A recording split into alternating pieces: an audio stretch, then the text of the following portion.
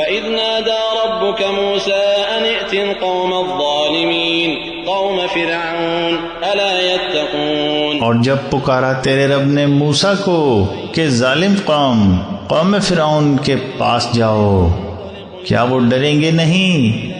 اس نے کہا اے میرے رب، مجھے اندیشہ ہے کہ وہ مجھے جھٹلا دیں گے، اور میرا سینہ بھینچتا ہے اور میری زبان روا نہیں ہے۔ تو ہارون کے پاس پیغام بھیج، اور ان کے ایک گناہ کا بار بھی میرے اوپر ہے، تو میں ڈرتا ہوں کہ وہ مجھے قتل کر دیں گے۔ قال كلا فاذهبا بآياتنا إنا معكم مستمعون۔ فرمایا ہرگز نہیں، پس تم دونوں ہماری نشانیوں کے ساتھ جاؤ، ہم تمہارے ساتھ سننے والے ہیں۔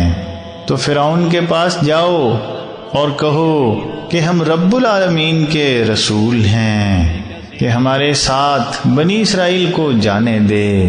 اس نے کہا کیا ہم نے تم کو بچپن میں اپنے اندر پالا نہیں، اور تم نے اپنی عمر کے کئی سال ہمارے اندر بسر کیے، اور تم نے اپنی وہ حرکت کی جو کی، اور تم ناشکروں میں سے ہو۔ قال فعلتها إذا وأنا من الضالين۔ موسیٰ نے جواب دیا کہ میں نے یہ اس وقت کیا اور میں خطا واروں میں سے تھا، تو جب مجھے تم لوگوں سے اندیشہ ہوا تو میں تم سے بھاگا، پھر میرے رب نے مجھے قوت فیصلہ عطا فرمائی اور مجھے رسولوں میں سے بنایا، اور یہ احسان ہے جو تم مجھے جتا رہے ہو، جس کے عوض تم نے بنی اسرائیل کو غلام بنا رکھا ہے۔ قال فرعون وما رب العالمین۔ فرعون نے پوچھا اور یہ رب العالمین کیا چیز ہے؟ اس نے جواب دیا کہ آسمانوں اور زمین اور جو کچھ ان کے درمیان ہے سب کا خداوند، اگر تم لوگ یقین کرنے والے بنو۔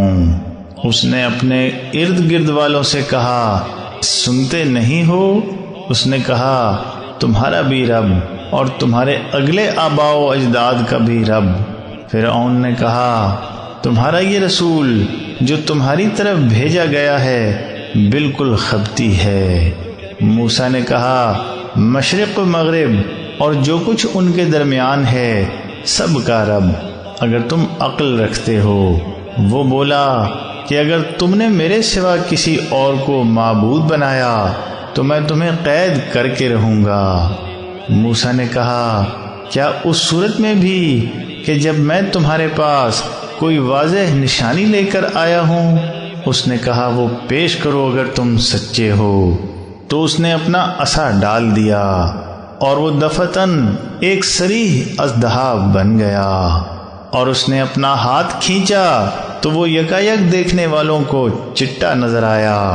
فرعون نے اپنے ارد گرد کے درباریوں سے کہا بے شک یہ بڑا ہی ماہر جادوگر ہے، یہ چاہتا ہے کہ اپنے جادو کے زور سے تمہیں تمہارے ملک سے نکال دے، تو تم لوگ کیا مشورہ دیتے ہو؟